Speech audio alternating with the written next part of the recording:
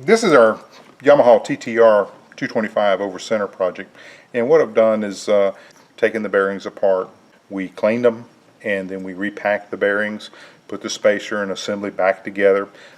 So now we've got a very free-flowing, clean set of wheel bearings. We're ready to put the laces, the spokes, back into the hub.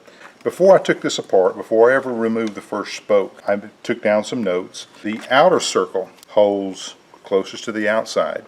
The spokes come out of them and go to the left, as looking at it from the top down. As you can see here, counted the number of non-associated spokes that would go in between each one. I've also made lines on here. The marks that I've made will not be there if you are painting and going to refinish this hub. We're going to reuse it as it is. You've got what's called an inner and an outer spoke. Now the idea behind this is that this particular spoke here would come from the inside and go through the hub and be able to, you see the angle is sharper, it would be able to go around and bend back to the center of the hub, much like this right here. Okay, this is an outer spoke in that it would come in like this right here. And the ideal being is that these are different because they're asked to do different things. This is a factory set of spokes, and before I took these out and removed them, I went in and counted them.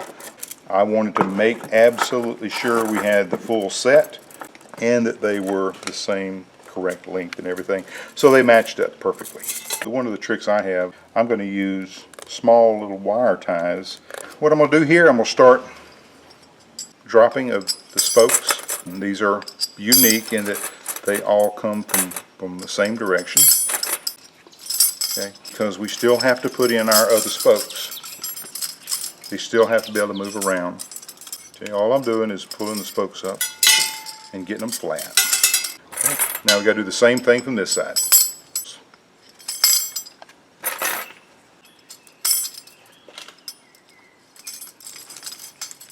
What I've done here is I've put the bottom through, flipped it over, try to put these on a horizontal plane.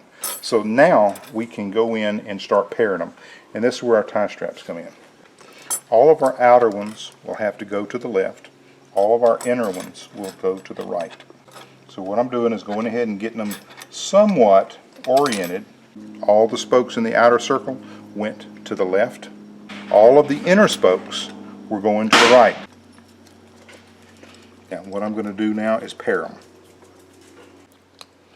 And the idea behind the wire strap is that it helps hold my pairs. Every fifth one is my spoke. So here I've got the outer one headed to the left. I want 1, 2, 3, 4, my fifth one. And that tells me that I've got it paired right. Okay. Obviously the outer spoke is on top of the inner spoke. Okay.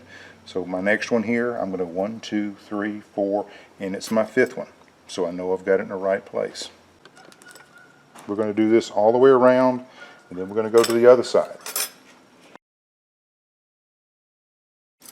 Okay, so we're going to just, all I'm doing is making the bottom ones flat again. We still have our pairing, everything's good. All right, we're going to do exactly the same thing in this step. Let's see, let's take all of our outside spokes and let's move them to the left. Now, all of the inside ones will go to the right. Keeping in mind that the outer ones have to be on top.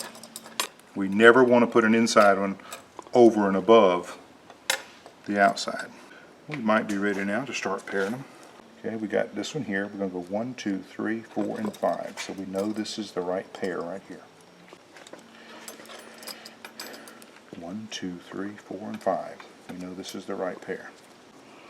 And I use pairing only in the sense that those are the ones that intersect over each other.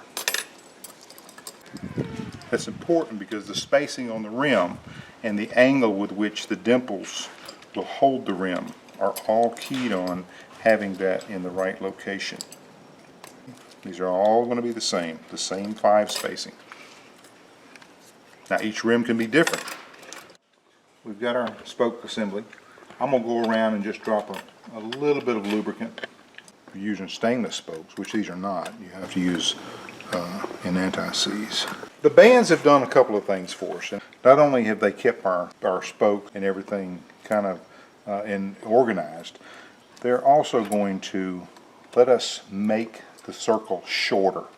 The significance and the reason for this is that we want to be able to put our rim down over this assembly of spokes. I don't know of any directional marks or anything like that on this rim. I've looked. It is possible that for some there may be some stamping or writing that they want to keep oriented. Now,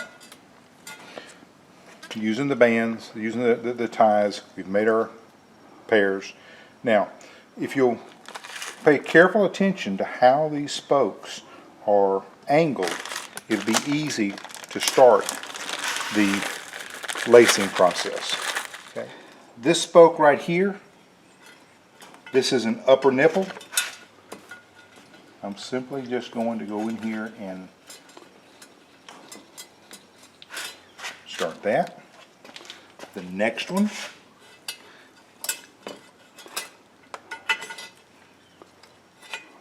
okay.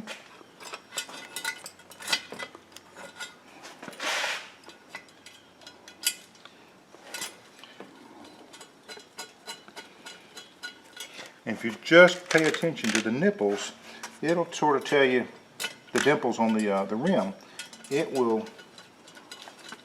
It'll tell you where the spoke is supposed to go, because all of these holes are angled and go right back to where their orientation. If you look real close right here, you'll actually see that the this dimple is facing exactly towards that spoke. This dimple is angled downward towards that spoke. This one, this dimple right here,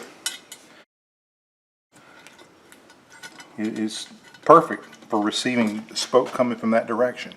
And that's how all this works together. I mean, once you break it down, once you have taken the time to pair them off and get them out of the way, this is the easy part. It just takes a little time and patience. The wheel is actually laced. That lacing part of it is done.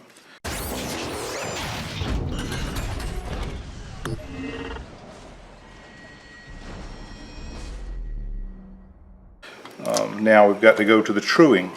We've got to go through that process very slowly, very methodically, because as you torque and tighten, you're also moving the rim in relationship to the hub.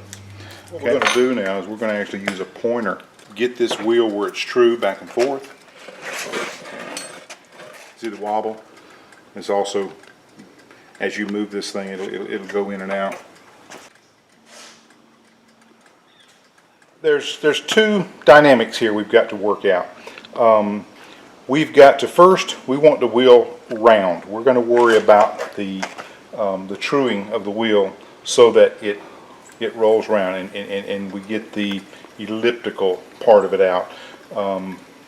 You start tightening spokes, you can deform the rim, and we've got to get that out. So first thing I'm going to do is we've set up this little margin here. With our pointer set up, we rotate the rim. Where the rim comes closest to the pointer, we've got to shorten the length of the spoke. To tighten the spoke is to shorten it. So this is the section we're going to work on to shorten the distance between the hub and the outer rims. I always like to tighten, never loosen, unless absolutely necessary, because you're going to be tightening anyway until you achieve the torque that you need on the spoke, which is about 4 pounds, by the way. Okay.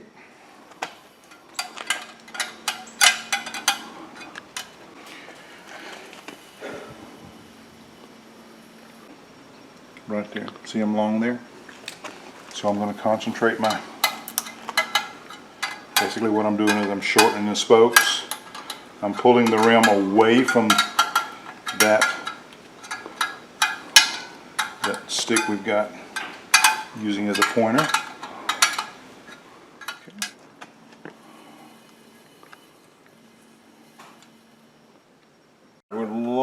right there still.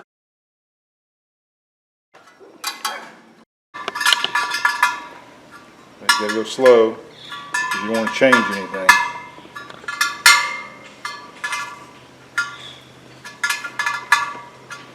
And that's just the final torquing.